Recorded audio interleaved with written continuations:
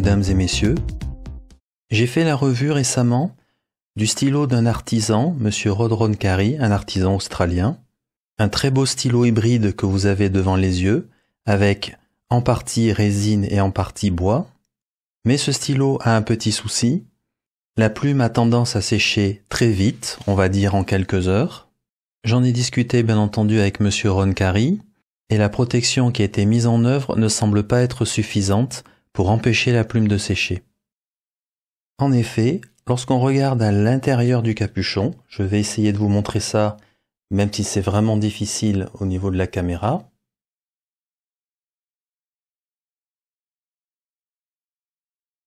À l'intérieur, je ne vois que du bois, et la plume ne semble pas être confinée, enfermée dans une zone.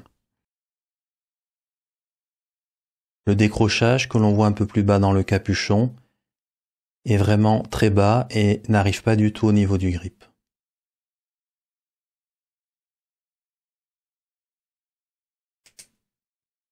Il faut donc trouver une solution si on veut pouvoir utiliser le stylo de manière normale. J'ai donc commencé par prendre les mesures, tant au niveau de la plume, du grip et du capuchon, et notamment il y avait un petit décrochage tout au fond du capuchon que j'ai reporté ici. Et je me suis rendu compte d'une chose, c'est qu'il y avait vraiment extrêmement peu de place entre la plume et les bords du capuchon pour arriver à caser un plastique ou quelque chose pour enfermer la plume. En effet, on voit ici qu'il n'y a que 3,5 mm entre le bout de la plume et le bout du capuchon ici. Et sur la largeur de la plume, ici, nous sommes à 10 mm, il ne reste que 1,3 mm. C'est vraiment très peu. J'ai décidé de partir sur une méthode un peu particulière pour enfermer la plume. C'est-à-dire, j'ai décidé de partir sur une imprimante 3D pour former à l'intérieur du capuchon quelque chose d'assez précis, de façon à enfermer la plume en partant du bout du grip et tout à l'intérieur du capuchon.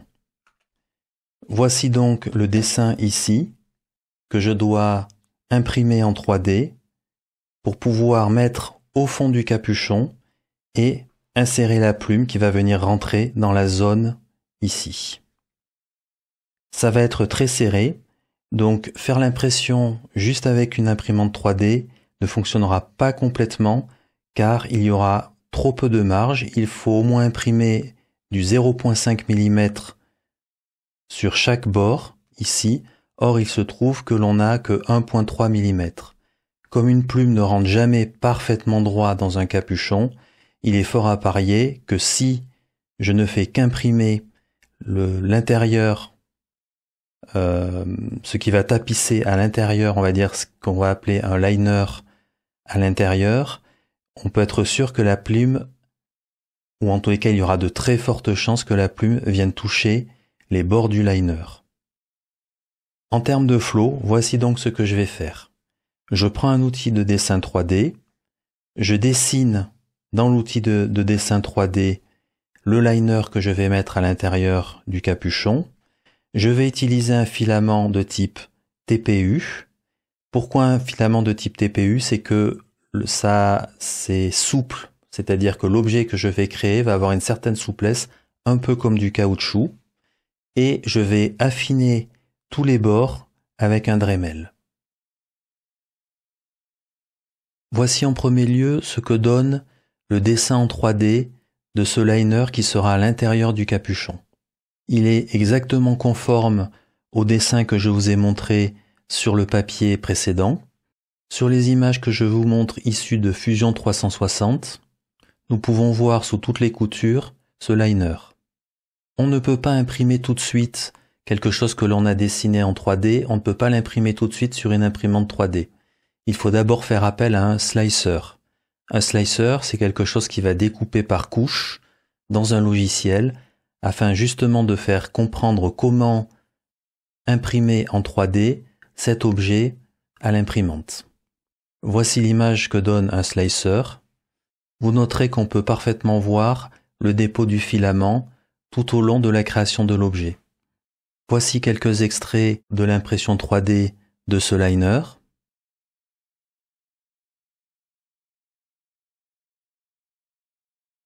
Voici le résultat de l'impression 3D. Donc vous pouvez déjà le voir, c'est souple. C'est le fait d'avoir utilisé un filament TPU, sinon ça serait extrêmement rigide.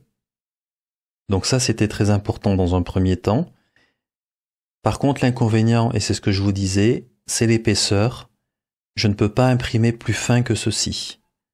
Donc c'est déjà trop épais, et le problème qui va se passer, il va être double.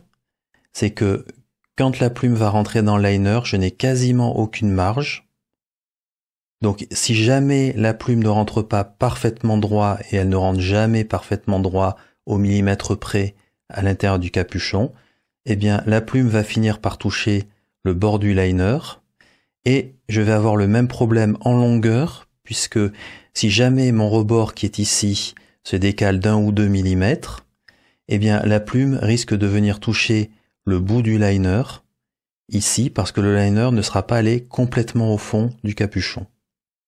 Donc il va falloir désépaissir ce liner, et pour ceci, la meilleure des manières, c'est d'utiliser une Dremel avec un papier à poncer en circulaire. Voilà, c'est fait. Je suis allé tranquillement et j'ai poncé à la Dremel le liner. Donc comme vous pouvez le voir, maintenant il est très fin.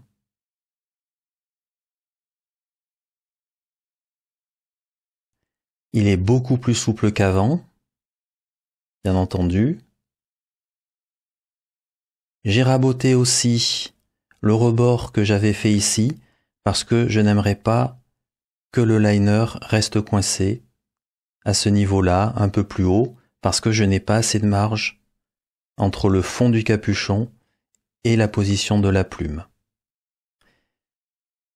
Un des intérêts d'avoir utilisé justement du TPU, c'est-à-dire quelque chose qui ressemble à du caoutchouc, donc quelque chose assez doux, c'est que quand le grip va venir taper en butée ici sur le rebord, si j'avais eu un filament de type PLA, etc., quelque chose de rigide, ici j'aurais fini par abîmer l'acrylique, la résine plutôt. Là maintenant, c'est très souple, il n'y aura aucun problème, la résine restera complètement intacte. Petite chose qui est intéressante d'avoir, c'est si vous avez un problème avec le liner qui reste coincé dans le capuchon, c'est très bien d'avoir une pince, alors je crois que ça s'appelle une pince pour clamper. Pourquoi? Parce qu'on peut aller rechercher le liner à l'intérieur avec cette pince, venir pincer le liner et le retirer. Donc globalement, on voit ici que ça fonctionne très bien. Là, je vois que j'ai pas mal de marge maintenant au niveau de la plume. Je n'ai pas pensé à préciser, mais au niveau du Dremel, je pouvais glisser à la fois la Dremel à l'intérieur pour poncer à l'intérieur, mais aussi pour le faire à l'extérieur. Maintenant, il ne reste plus qu'à mettre le liner à l'intérieur du capuchon. Je sors une petite tige pour pouvoir pousser vraiment au bout et pour être certain qu'il soit vraiment tout au fond. Voilà, ça rentre parfaitement, impeccable. On peut le regarder maintenant à l'intérieur. Il est parfaitement positionné. J'espère que c'est visible. Ce n'est pas évident à montrer, comme toujours.